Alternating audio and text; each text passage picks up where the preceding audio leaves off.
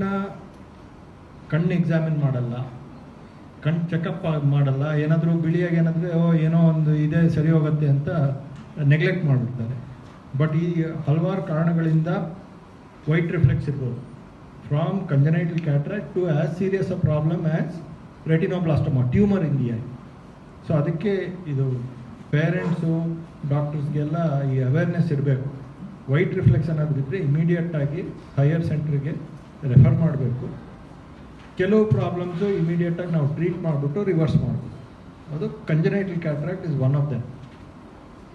Normal ಆಗಿ cataract ಎರಡು ಕಣ್ಣಲ್ಲೂ ಇದ್ದರೆ ಆವಾಗ you can wait you can wait for the cataract surgery. Because ಅದೇನಾಗುತ್ತೆ ಅಂದರೆ visual centre in the brain develops from 15 days to 3 months maximally. ಆಮೇಲೆ up till 6 years visual centre develop ಆಗ್ತಾ ಇರುತ್ತೆ, central processing.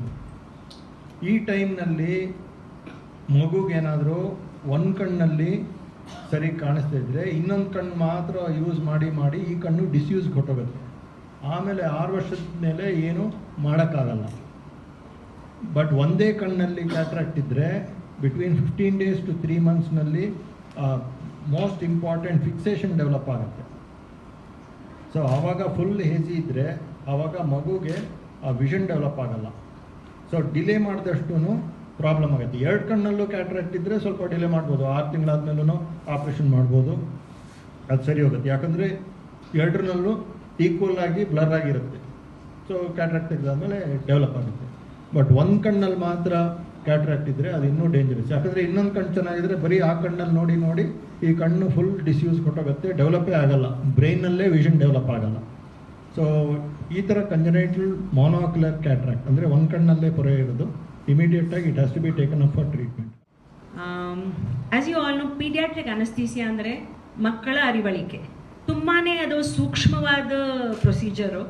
And you required very highly skilled anaesthesiologist with lot of expertise and somebody who has done lot of pediatric anesthesia, knowing that the child was just 7 weeks, 1.5 months, is a very high risk procedure for anesthesiologists. Yake andre we can divide it into 3 parts.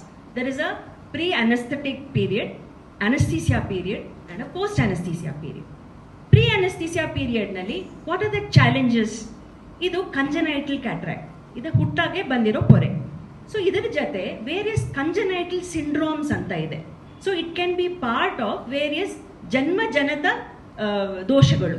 ಜನ್ಮಜನದ ದೋಷಗಳು ಅಂದರೆ ಒಂದೊಂದ್ಸತಿ down syndrome ಇರುತ್ತೆ, ಒಂದೊಂದ್ಸತಿ ಮಾಫನ್ syndrome ಇರುತ್ತೆ, doctor ಹೇಳಿದ್ರು galactosaemia ಅಂತ ಇರುತ್ತೆ.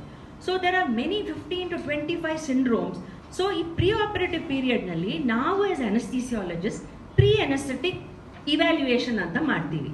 Pre anaesthetic ಇವ್ಯಾಲ್ಯೂಯೇಷನ್ನಲ್ಲಿ ನಾವು detailed history ತಗೋತೀವಿ, ಪೇರೆಂಟ್ಸಿಂದ family history, during the pregnancy ತಾಯಿಗೆ ಏನೇನು ಪ್ರಾಬ್ಲಮ್ ಇತ್ತು, ಆಮೇಲೆ ಹುಟ್ಟಿದಾಗಿಂದ ಮಗು ಹೇಗಿದೆ, ಇಸ್ ದ ಚೈಲ್ಡ್ ಥ್ರೈವಿಂಗ್, ಆಮೇಲೆ ಇನ್ನೊಂದಂದರೆ is the heart okay. Usually congenital cataract is associated with cardiac disease, some cardiac anomalies ಇರ್ಬೋದು. ಸೊ ನಾವು ಕಾರ್ಡಿಯಾಲಜಿಕಲ್ ಇವ್ಯಾಲ್ಯೂಯೇಷನ್ನು ಮಾಡಿಸ್ಬೇಕು, ಆ ತಪಾಸಣೆ ಮಾಡಿ ಅದೆಲ್ಲ ರೂಲ್ ಔಟ್ ಮಾಡಿ. ಇನ್ನೊಂದು ಅಂದರೆ ಏರ್ವೇ ಪ್ರಾಬ್ಲಮ್ಸು ಇರ್ಬೋದು, associated airway problems with congenital cataract ಇರುತ್ತೆ. ಸೊ ನಾವು ಡೀಟೇಲ್ಡ್ ಎಕ್ಸಾಮಿನೇಷನ್, ಇನ್ವೆಸ್ಟಿಗೇಷನ್ಸ್, ಇವ್ಯಾಲ್ಯೂಯೇಷನ್ ಮಾಡಿ ಪೇರೆಂಟ್ಸ್ಗೆ ಎಕ್ಸ್ಪ್ಲೇನ್ ಮಾಡ್ತೀವಿ. ಈ ಥರ ಅನಸ್ಥೀಸಿಯಾ ಇದು ಬೆನಿಫಿಟ್ಸ್ ಇರುತ್ತೆ, ಈ ಥರ ರಿಸ್ಕ್ಸ್ ಇರುತ್ತೆ, and these are the alternatives. ಈ ಥರ ನಾವು ಕನ್ಸೆಂಟ್ ತೊಗೊಂಡು ಎಲ್ಲ ಡೀಟೇಲ್ ಆಗಿ ಈ ಅನಸ್ಥೀಸಿಯಾ ಬಗ್ಗೆ ಎಕ್ಸ್ಪ್ಲೇನ್ ಮಾಡ್ತೀವಿ.